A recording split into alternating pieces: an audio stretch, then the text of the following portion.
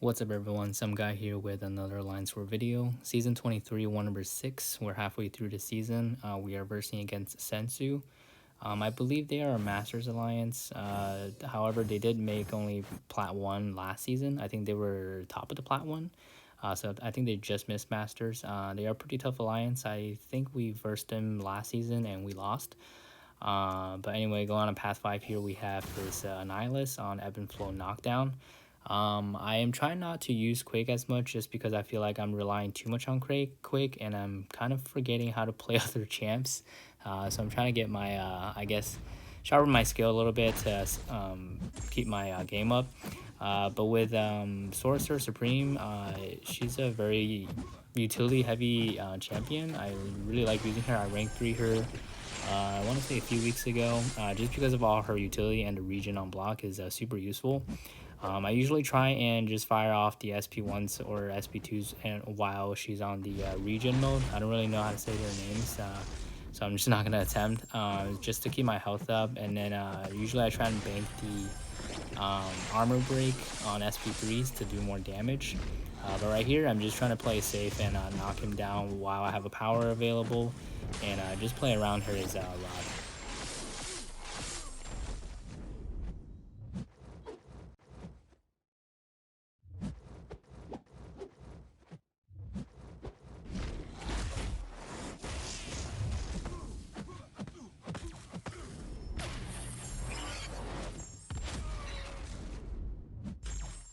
I like to bait out Annihilus's SP1 just because I don't want to really deal with the block damage off of his SP2 because I don't know really how to fully evade it. Even though I have the region on block, I still don't really want to take the SP damage. I am getting cornered here a little bit, but luckily Sorcerer Supreme does gain power on her own, so she can always use the power right here to bail her out of the corner when she needs to. So that's very useful, and she hits pretty hard once you stack up a good number of armor breaks. Moving on to the next fight here, we have Iron Man Infinity War on Power Snack and Backup Recovery Mini. I'll be using Human Torch versing this Iron Man Infinity War. I don't think I've ever versed him without using Corvus before, but I have an idea of what to do because I have faced him in Abyss before. But Human Torch is a pretty good option in my opinion, just because Iron Man Infinity War's medium attacks are energy based, so it will feed into Torch's smolders. Plan is just to build up as much smolder as I could, or as many as I could, just to do more damage, especially towards the end of the fight where Iron Man Infinity War does get pretty tricky. I do make a mistake in this fight. I think I miss one of his SP1's beams. I can evade them very well, but I was trying to parry them, and I think I just missed the parry and ate the SP1 instead, which did quite a number of damage just because of the shock. But for the most part, I'm just trying to, I don't really want to even do medium, light, medium. I'm just doing heavy just to push him in the corner, make sure I don't get cornered myself. I'm also trying to play around the backup recovery. Luckily, he had low power back then. So I was able to bait out some specials and not push him to like an SP3 or something. But basically towards the end here, I just wanted to wait it out and play it safe, play it slow, just be patient. I think right here, yeah, I missed the SP1 evade, or SP1 parries. So I ate the SP1, and you can see that the shock does do quite a number of damage on me. It ticks down pretty low. I was surprised that right here, even though he's below 15% health, his passive armors aren't coming up. Could something to do with the masteries maybe. But right here it does come up and he does start gaining some power, but he's pretty much almost dead. Yeah, he dies right here. So for the most part, it's a pretty good fight, for pretty good matchup for Torch at least, just not the cleanest fight. Next fight here is Tigra on Mixmaster, I believe. Yeah. This is only a 5-star one, and I am actually still saving my pre-fight ability for a fight in tier 2. So I'm just going to go in without the pre-fight, and it's still going to be pretty well since Torch's main attacks are basically, well, the way I use them is basically only just medium, light, medium, so it doesn't really affect Mixmaster too bad. It actually goes pretty well with it. In the beginning, I usually try to do a bunch of parries to try and build up the smolders, just so I can do more damage and melt her quickly. She is a 5-star again, so she does melt very quickly, and I don't think Tigra has that big of a health pool either. So the smolders and the incinerates just melts her very quickly.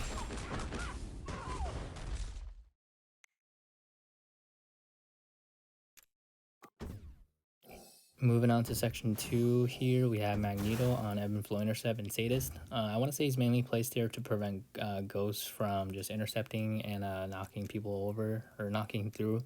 I'm still boosted from the first section, so I'm just gonna, and I still have enough energy to get him, so I'm just gonna knock this out the night before.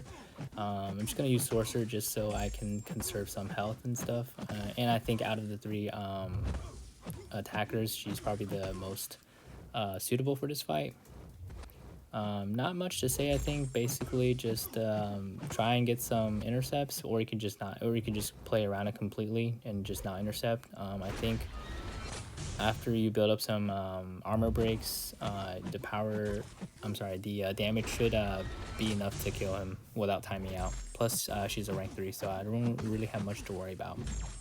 Right here, the passive fear is still up. I could actually throw my SP3 right now and bank the regen on block, but I decided not to and just want to bait out the SP1 just because I don't want to deal with his SP2. I'm still not very consistent at fully evading it. Sometimes with the distance, I can't really see where the I guess the wave is coming from, so I'm just gonna play it safe. I think sometimes I do play too safe and it kind of bites me back. It definitely does this war. So now that I have the regen on block banked, every time I throw a special, I'll activate it, so I don't really have to worry about my block damage as much. Right now, I'm just trying to focus on, I guess intercepting, even though I don't really have to. I guess I just kind of want to get this guy down. Also, try and fire my SP2 while the armor break mode is on. I don't really get to, so I think I'm just gonna use my SP3 instead, or not. Oh, so it looks like it's because I wanted to intercept him so I can take down the projection before firing my SP3 so that it does its maximum damage. That makes sense.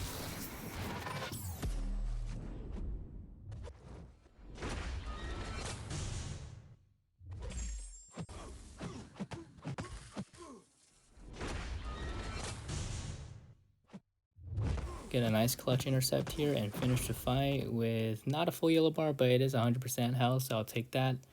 Moving on to the next fight. This is the next day here. So right now the war is very, very close. I believe at this point we have 8 defender kills and they have 10 defender kills. So it's very, very close, and we are ahead of them in terms of exploration.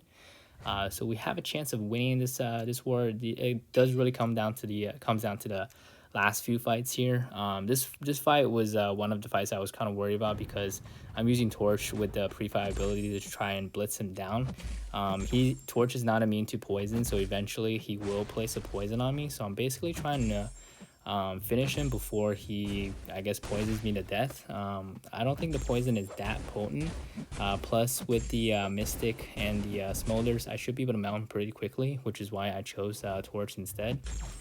I'm just trying to build a Smolders and then trying to build out a special with the Power Stings. It does a good amount of damage. He is a stubborn defender, so I have to make sure I shut that down before doing more damage to him.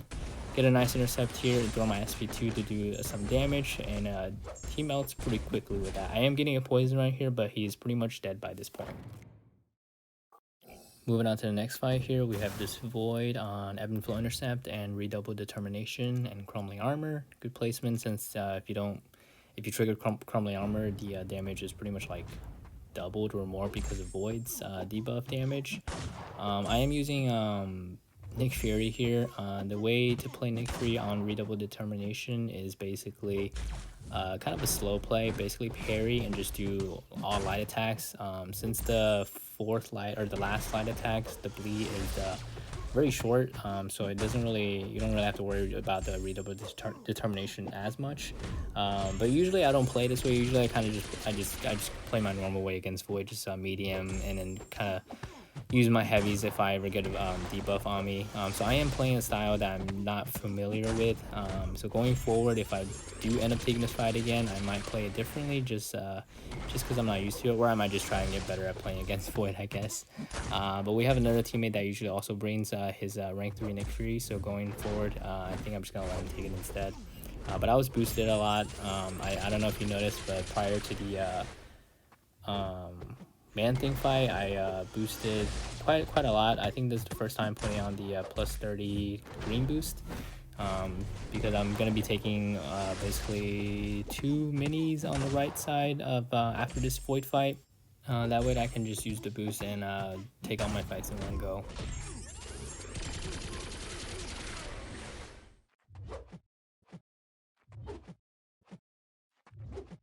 I think the trick is to dash the first part of his SP1 and then dash forward to get close to him, and then parry the last part of his SP1 just so you can get a destructible, I guess, charge on him, so you don't always make him indestructible. I'm not doing a very good job at keeping the void debuff, so I'm kind of spamming my SP1 to try and get them off. Right here, he had this agility debuff on me, so I was not able to dex his projectile, and I didn't know that at the time. I just thought I missed the dex on SP1, which is usually unusual because I usually can dex it pretty well. So right here, I do get a debuff on me, and I'm taking down with the armor break debuff as well. I think I'm gonna get pushed to my second life here, but once Nick gets to the second life, he hits really hard, so I'm not really too worried about it. Plus, Void is getting close to his assassin range here. I think right now I'm just playing normal style. I'm just using medium hits and just pushing him to SP2s, and his SP2s are very easy to dodge or evade as well. I think sometimes I play too safe because I don't understand why when the defender's house is this low, I don't finish my combo with a special just to finish the fight. I don't know why I always try to, like, I don't know, bait out a special. I don't want to keep pushing him to like SP3 or something. But going here, I was supposed to take this fight. I was supposed to take the first try of this fight, but someone went in there and tried to use Archangel to melt him. Unfortunately, they weren't successful. They almost had it, so this Killmonger only has 20% health. I was going to use an invuln boost on Sorcerer just so I can make sure I don't take any parries by accident, but I decided since he's only at 20% health, I'm just going to use a advanced power boost and then just use it while the armor break debuff is on, so I can basically armor break him at the start of the fight and then play safe. But this goes very wrong. I kind of push him to an SP2, so I'm trying to bait it out, but I'm too scared of triggering parry by accident, so I'm kind of dexing a little bit too early, and then I try to go in, but he comes with an SP2 into my face, and then I didn't even have time to launch my SP2 and he just kills me. Oh my goodness, he only had 20% health and I was not able to take him down. I was so in shock. I was like, what just happened? How did I just die to a defender that only had 20% health left and I had like full bar of health and I was boosted and everything? That just threw me off so much. I revived her and went back in. Probably not a good idea, to be honest. I should have just taken a break and go back, even though he only had 5% health left. It's just very unbelievable. And at this point, it's still a very close war, but I'm messing it up. And I think it's getting to my head. So yeah, it only takes 5 hits to finish this guy off with 5% health. So very terrible fight. I don't know how that happened. Very flustered and very frustrated, and I definitely should have waited before I go into this fight. My Nick Fury is in second life here, and I had to power start 1 boost. I don't know why I just don't use my SP1 just so she won't be able to evade on me. For some reason, I'm thinking Nick is still in his first life, so I was like, oh, I need to get close to an SP1 to fire the SP1s back to back, so I have the charges up. But I get clipped, and now I'm down to 10%, and this is Limber. I kind of forgot about the note about the Limber, so I can't parry her anymore. So now I'm just trying to bait a special, and plus it has brute force, so I'm pretty much almost dead here. I have no more parries left, but the evade finally stops, and I get a good intercept. I still can finish this fight, but I don't know why I just don't throw my SP1 here. I don't know why I just don't. I'm just trying to parry, but I don't have any parries left, and she just intercepts me, and then I just die here to a Spider-Gwen when I had a Nick Fury with a special 1 and second life. And she only had less than, what, 5% health left as well. Just like that, I lost 2 fights back to back. Very easy fight. Very preventable deaths. I should have had those solos. I don't know why or how that happened. It was just very unfortunate. And of course, we lost the war by 1 attack bonus, and they did not have perfect diversity. So even if we evened out on the amount of deaths, we would have won just by diversity points. But one can argue that they had 3 or 4 deaths to work with. So if I had solo, if we ended at 10 deaths and they had 8, someone said, just to make me feel better, I think that they would have probably pushed hard and probably still might have won with 8 or 9 deaths, just one ahead of us still. But I don't know. At the end of the day, we lost by 1 attack bonus, and 2 of those were very, very easily preventable, and I just give it away basically. To me, that's just sloppy. That's just very, very sloppy fighting. This is Masters level war. I should not be making mistakes like this. Very, very disappointed in myself in my gameplay. Definitely need to, I don't know, take breathers and stay calm before going to the next fight and just not let my emotions get to me. Very unfortunate, but what can you do? Hopefully I can have a better mindset going into the next fight and for the rest of the season, the rest half of the season. We still have a chance at finishing a Masters, so I'm just hoping for the best and doing my best and trying to keep calm and keep grinding. And this does push us down to Plat 1 in 8th place. We're also in Plat 2. I'm sorry, we're also in Tier 2 wars now. So getting it back up to Tier 1 is probably the priority right now so we can get more multiplier points. But halfway through the season, we still have a chance to finish in Masters. Just got to keep calm and fight on. But anyway, thanks for watching. I'll see you guys on the next one.